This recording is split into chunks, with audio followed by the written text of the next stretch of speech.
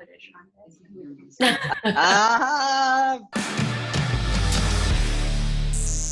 You look nice, Lindsay. Look at this. Thank you. My I haven't had sweatshirt. a blowout in so long. This is not a blowout. Trust me. Well, you've got the pillows down, so that's good news. They're so far back, by the way. So, do they have a pillow town over there? I guess you've been going there every day. You just leave here, Apple TV in front. You don't have to move. I know, you're just it's like when you take a pod on a long flight. You just get into it. Yeah. TV, this, newspaper. For starters, where are you? Like, walk me through the basics. I'm in Dubai, so I'm in basically kind of like the Wall Street area of Dubai. It's like downtown. Oh, they're down by Cracker Barrel. Maybe, I don't think I've been there. In the middle of a desert though, so a little different. Okay, so Dubai is a place, and that is in where? In the Middle East. It's a city built on desert, you know? Oh, right. I came here in 2008 when they were just finished building the Atlantis Hotel, and there was none of this here that there is now. There was no DIFC, downtown, Dubai Mall, anything that there is. Well, I think that's sort of how Vegas started. They just drove out there and just said, how about here? And you wouldn't think it would be able to work, but it does. Yeah, it's pretty much the same. You live there, but do you live there? Is that your main place, or is there any LA Oakwoods anymore or anything? No, there isn't. No, do you remember the Oakwoods? No, I mean, I live here. Yeah, I live here. I've been here for about 6 years, but I go to New York a lot. Like, I go and see my family in New York, and then between New York and I was in London before this. I was living in London. I haven't been to LA in over 10 years. I stopped in LA, just saw the airport. That was it, on my way to Australia. Is it more business related, or you just don't like LA anymore, or paparazzi, or what? I think the paparazzi definitely scared me a lot, and I hadn't been there in so long, but I haven't had any real reasons to recently. I mean, when I was doing the play, that was a while ago in London, and then the Masked Singer's in Australia, and recording I can pretty much do anywhere. I would have been in New York and probably LA now, right, promoting for the record and stuff.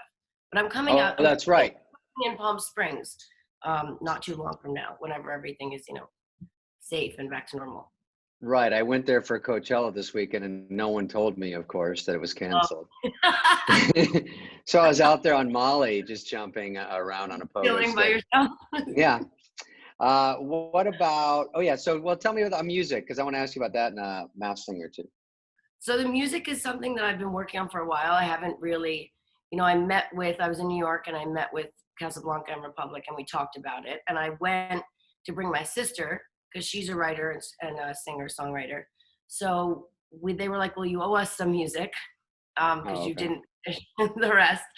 So we discussed it, and I said, okay, I'm going back to Dubai and then doing, this show in Australia, The Masked Singer, but I can do it back in Dubai, and then we can see where it goes from there. And that's pretty much what happened. And it's been really exciting. And I started working with a writer called Alma, which was really fun. And I liked her tracks. And I said, well, this kind of reminds me of some of the stuff I went through in LA, and I can relate to this. And this is something that I could get with singing, because it's fun and it's upbeat, but I can definitely relate to aspects of my life in the past that it made sense. Yeah, well, it must be nice, especially if you're sort of dug in. And singing is one thing you can do anywhere, and you can, that's great. It's almost a good problem to have to owe them music, because it just makes you work harder and do more. Yeah, I mean, it definitely is a thought that goes through my mind a lot when I go in, because I love seeing movies. I love watching movies, and I'm like, oh, I probably should start doing movies again at some point. Sure. You've been in they've done, I mean, there's Mean Girls, but there's a million of them. I think they're redoing a Mean Girl. Well, I think that I was hanging on to that for a really long idea. I kind of wanted to come back with like a Mean Girls too, with the same cast, and work with Tina and the whole crew again, and Mark Waters. And that was really what I wanted. I was really excited to do that. And that's all in their hands, really. So that would definitely be an exciting thing. The next movie I'm doing is a movie called Cursed with Mickey Rourke. So that I'm excited to do too. Totally different for me. I play like a police officer and detective. Well, Mickey Rourke's a big star, and someone at in town thought I was Mickey Rourke the other day, and I wasn't stoked about that. So even though he's a good actor, but I think he's a year older than me. Yeah. So the Masked Singer in Australia that's funny because it's obviously a big here and everyone has a mask on. But does I would just every time guess Nicole Kidman. I'd be like, is it Croc Dundee? Is it Hugh Jackman? Yeah. That's the only three I know from Australia. I did guess the obvious Aussies. It's hard. I really did have to study and brush up and try and figure out who I really could guess. And it helped with, Danny Minogue being there because she helped a lot. So that was pretty cool to have her. And Jackie O I know well. So it was good to have like two girls kind of helping me out. But it was hard at first because I was like looking through, I was like, this is guys. How am I going to get it? Guys. Like, I'm going to sound so ridiculous. And I can't understand you guys half the time. Can't understand you. Can't understand the songs. I don't know who Jackie O is. Yeah. Well, you see, it's working out though, right? Yeah. It did, and now I know many of the people that could be on it, so it helps from being there. I mean, it was kind of fun for me because then I got to learn more throughout it all. Well, okay. Now back to the coronavirus, which is in all the headlines over here. I don't know if it's gotten there because I know you have to take Southwest, you have to go through Houston. So so ridiculous. No, it is the same everywhere. It's very strict here. I mean, you are not allowed outside. They take it very seriously. You can't, if you don't have a reason for a permit, just one person out of the house at a time first.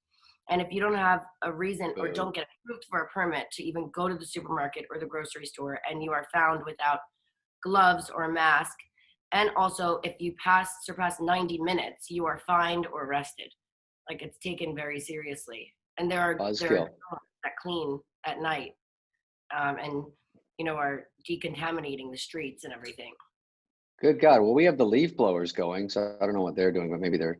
I mean, you're funny, so it's hard not to laugh. But well, I was wondering if those are different rules than every day there. I don't even know how it works over there. On a more serious note, yeah, I've actually gotten pretty offended by some people that I see.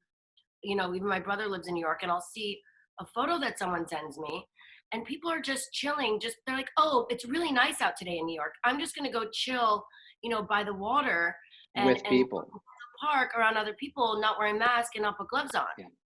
And I feel like we might get a spike just off people going to Easter with all their family and friends, which they're not supposed to do. Yeah, I know, and that's a scary thing. I mean, it's better to be feared of actually be scared to go out, just so you take it more seriously. Even what scares me more is what's going to happen after. Like, are people just going to go crazy when they can go out? I don't think so. I think they'll trickle out. I think they said if you just lifted it tomorrow, people are so locked in that they'd be scared to tiptoe out and do anything normal. I mean, you work in the club world, you have a club. Yeah, we shut down right away in Greece. I mean, immediately. Right. So that club scene, it'll just be sort of wait and see, right? The thing is that especially with like beach places and day places, people might think that if you're still wearing masks, then it's okay. And I know that we'll keep ours closed, but I don't know how other places will work. I mean, how do you feel? You're used to going out and doing your show, and now you have to do it from home. Right. There's part of mine I like better doing it. I like doing a monologue from my bunker. It's just interesting with no audience. I don't know why. I sort of like it. And it does better. I don't know why. Interviewing people, I don't really do it all the time. Someone like you is interesting. That is sort of in the mix that people are intrigued by. It's fun to talk to someone like you. I don't do it a lot, but I sort of know you a little bit here and there, and I've seen you out. I see your mom sometimes out, and she's always nice. I know she loves. She's like, tell him I say hi. But it's good that you still have them to talk to, Allie, your family. Nice. Oh, Allie's out there. She's stuck here with me in Dubai. Oh, that's right. She was helping you with music. Yeah. She was supposed to actually go and be working on music in Australia, and something didn't work out, and then everything started happening with Corona, and it's a blessing in disguise in a way, because at least she's here with me instead of in Australia with no one that she really knows. Of course, it's good that some people landed in bad spots, but she landed in a good spot where you can't move and then you're stuck. Yeah. Some people are tracing the coronavirus back to Wilmer Valderrama. Is that possible? That one was a joke. Okay.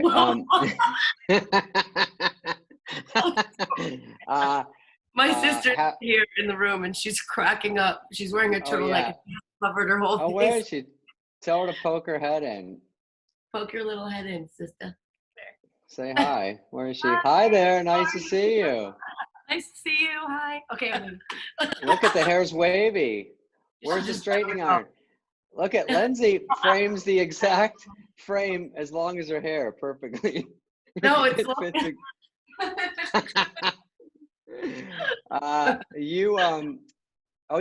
Okay. Do you have any advice for child actors out there? Oh, I don't think when you're a child and you're an actor, it's really the problem. I think is when you're young and acting on set, it's more exciting and it's just very fun. Yeah. I think it's when you start to hit your teenage years and you start to, if you're not going to college and having the college kind of experience that people get away with in college. And then if you're in the public eye during that, with a lot of money and a lot of people just kind of around just to, hanger-oners, I think it's better to really go back to your roots and like go home and not throw yourself out there for everyone to take a part of you. I think it's hard to do the reverse. I think it's easier to go through school and get the basics and get socialized and get checked with discipline. And then when you get older, 17, 18, 19, maybe then you spin out in acting and you realize you have a base. But when you start acting young and there's no school or socializing, there's homeschool, there's set school, which is very different. I'm sure I don't do it, but I see it on sets. And I just feel for these kids because they don't know. It's maybe they'll pay the price later because they don't have some basic skills or some basic thoughts that everyone else would, and they don't relate perfectly, and then they get whatever they want, and then sometimes they don't later, and they don't see that coming. I could see that. See, my parents did actually after The Parent Trap, and then in between like Mean Girls and stuff, I was back in regular school, so that was even weirder for me. You're famous in school, right? A bunch of adults and studying my lines. And always around adults. And then I'd go back to like friends in school that wanted to go to parties on the weekend. And I was like, didn't understand. So I was kind of didn't know what to do. And then when I moved out to LA, when I was around 17, it was like culture shock, and then 18, you come into all your money and you don't really have anyone telling you what to do. You have lots of fame on top of it. And you're pretty. And no one really telling you and guiding you. So you really have to just learn to surround yourself with good people and grow up really fast in a very different way. Yeah, I'm sure. I mean, it's tough out there. I've been medium famous for a while. It's very tricky. Do you know that I was just thinking of, this is a picture of Chris Rock and Sandler. No, Chris Rock, who was at Farley? And we did, by the way, I'm gaining enough weight. I think I'm going to audition for America's Next Farley, which is a show here you probably haven't heard of yet. It's going well. The Debbie Downer sketch on SNL was so funny. And I swear, we weren't supposed to laugh on SNL, but that sketch, I do not think I could get through. It's too funny. It's too hilarious. Do you also think that when you do anything with Fallon, like he just has this infectious grin that and Horatio too, if they're not in your eye line, you feel it. It's coming. Oh, and then it's just always a good vibe. You're 90% laughing before it starts, and then you just, what else is hilarious? That Harry Potter one. Oh, that was funny too. And I also messed up in that, and it was even funnier in my head because I held the microscope the completely wrong way that I was supposed to, and I just went with it. I was so nervous at that point. Yeah, I didn't realize what people were seeing on the other side. Even in the pre-tape, I didn't know either until I saw it like later on. Right. I think there were some big boobs involved. There's a couple things. But I've been on it. I was on 6 years. When I hosted, it was so terrifying. I thought, I've had all the practice in the world. I can't even imagine how hosting it for a normal person, because they forget during that commercial, 60 seconds, you walk in and open and they rip your clothes off, and there's people, you don't even care anymore. You're like, and then you're dressed again, makeup again, and they push you out and you go, it's the UPS sketch, go. And you're like, what is it? And they go, the writer's running with you going, we tweaked the middle and the ending's different. It's on the cards. And you're like, okay. And you have an Irish accent now. What? Okay. Rolling, 3, 2. And that's why people, some are good and some are bad sketches, but overall it's just fun to watch. Really fun to do. Yeah, really fun. It's such an adrenaline rush after. You don't realize that it's like 1 a.m. and they're like, after. You're like, Yeah. Well, poor guys. Yeah. Well, I'll let you go. I just wanted to chat with you. It's very interesting to talk to you. And when I come out to LA, then I'd love to come on your show and say hi. Yeah. What's the dating scene like out there? Is there Raya? Is it normal? Is it regular? Is it like how? Use dating apps. I've never have actually. You're like, I do just fine on my own. I don't need to get on there. Oh, I'm good. I have my sister here with me. I'm good. Yeah. That's good. She goes, Allie, in the background. Allie's putting a scrunchie in right now in case she comes back on. Get you imagine. No, she wants this. Allie did a solid pop in. Okay, Lindsay, we'll leave you alone. I appreciate you chatting. I think everyone just likes to hear from you, and everyone sort of has a good feeling for you and a nice vibe with you. And it's nice to see you look great. You're doing great over there. But we'll talk when you come back in town. Yeah, I would love to. I would love to come over and say hi and stay safe. All right, safe. we'll talk later. Thank you very much. I gotta tell you, I saw, what was the video you did? You were filming somebody was that a real robot chasing the guy? You saw that on Instagram. With the toilet? I still don't know what it was. It was a robot. It might have been like an Uber Eats thing, but it was going down the sidewalks, into the street, up onto the sidewalk. My little brother, Dakota, he's out in LA, and he was trying to figure out what it was with me. I was like, if you see that, Cody, keep an eye out, because that was really weird. Yeah, if you see it again, Cody, we're being taken over by aliens, because I was like, no one even knew what it was. Everyone's hitting me up going, you never said what that was. I go, I never knew. I know. It's all about the cliffhanger on my Instagram. Yeah, that's a good one. That's good. You better keep that one in your back pocket. I'll put that back in rotation. Yeah. Okay. All right. Bye, hon. Have a nice day and or night or whatever it is there. It's night. Okay. Bye. Have a good day. Bye, guys. God bless.